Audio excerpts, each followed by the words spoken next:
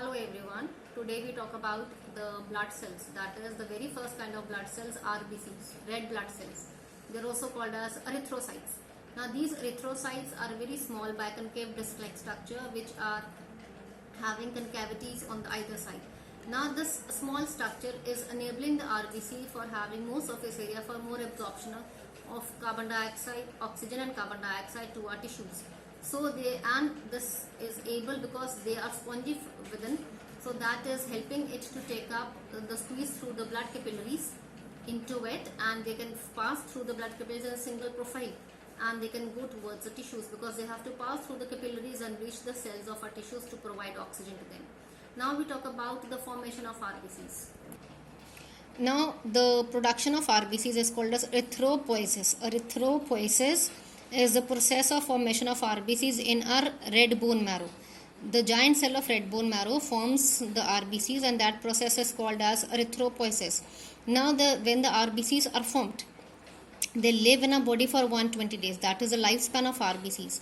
And the production site of RBCs, that is different in adult and embryo.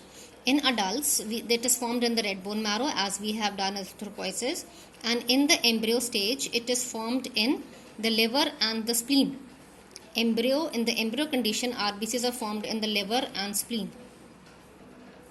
Now when they are formed in the embryo, in the liver and spleen, they are destroyed in spleen. In adults as well as in our embryo stage, they are destroyed in the spleen and liver, mainly the spleen. So that is called as graveyard of RBCs.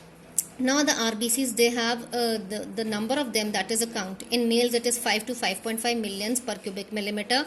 In the adult female it is 4 to 4.5 millions per cubic millimeter. In the infant it is 6 to 7 millions per cubic millimeter. That means in infant the count of RBCs is very large, more than the adults. Why? Because the RBCs have to grow, and when they have to grow they need more energy, and more energy can be only given if the supply of oxygen is more to the tissues, so that the food is broken down in the tissues to produce energy. So for cellular respiration they need more of RBCs. So in the infant the count of RBCs is more, that is 6 to 7 millions per cubic millimeter. Now the RBCs, they have a respiratory pigment.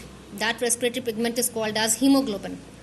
Now we come to the functions of RBCs. Functions is this respiratory pigment, hemoglobin. Hemoglobin is formed by the iron part, that is heme, and a protein part as globin.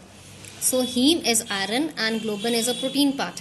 Now when this combines with oxygen in our tissues, that forms an unstable compound, oxyhemoglobin. This oxyhemoglobin is an unstable compound which breaks down and gives oxygen to our tissues, and hemoglobin is left as such. Now this hemoglobin which is left after the decomposition of oxyhemoglobin is now called as deoxyhemoglobin. This hemoglobin which is formed after the decomposition of the oxyhemoglobin is now called as deoxyhemoglobin. Oxygen is used up by the tissues, it forms carbon dioxide. So this deoxyhemoglobin combines with carbon dioxide. It forms again an unstable compound, carbaminohemoglobin. Carbaminohemoglobin is an unstable compound which again breaks down. Carbon dioxide is produced in our lungs, and hemoglobin is left as such, which again combines with the oxygen of the alveolar air, and it again forms the oxyhemoglobin. So this cycle goes on as such.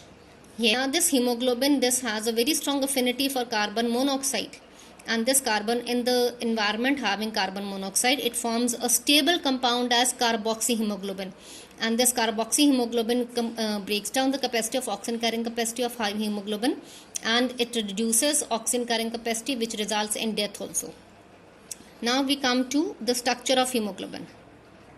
Structure of RBCs is, RBCs are very efficient in their function, but they are deficient in their structure. Why? Because the RBCs are not having mitochondria, they do not have nucleus, they have no endoplasmic reticulum.